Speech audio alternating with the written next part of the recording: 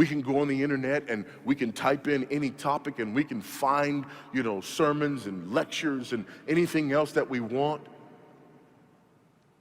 In fact, there are people in this room, and I'm not just talking about those who are pastors. I know there are a lot of pastors in this room. There are a lot of people in this room who are not pastors. And you have more theological training than a large number of people who are leading churches around the world.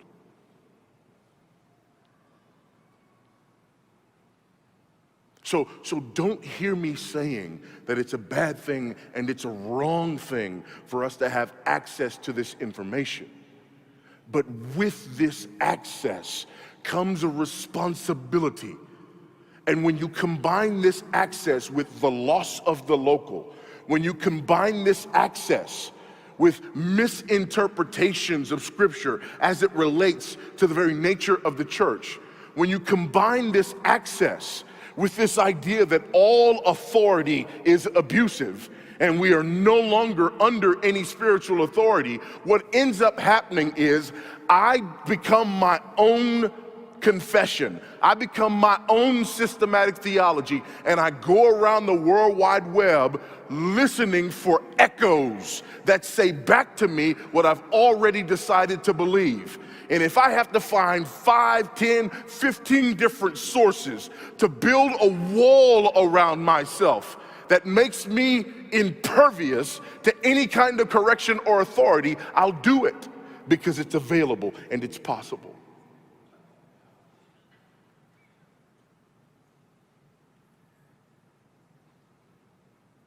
We need a reformation in our ecclesiology.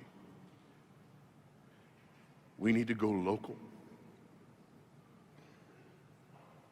We need to commit ourselves and submit ourselves to people who are going to disappoint us,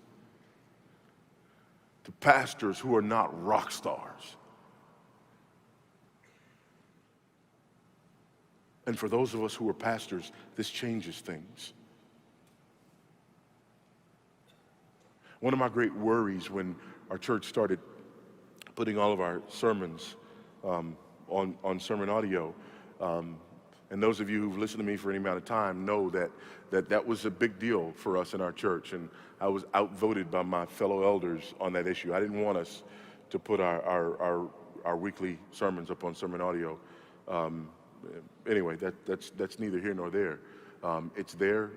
I pray that God uses it, but didn't want that to happen. One of my worries was that it would change the way we thought about feeding our flock.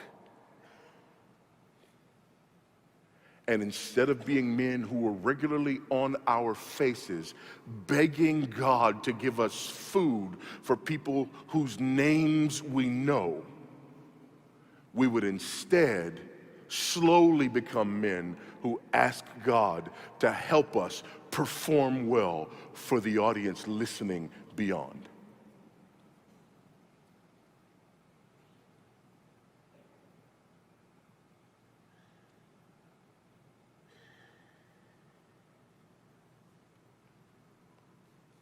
It changes things.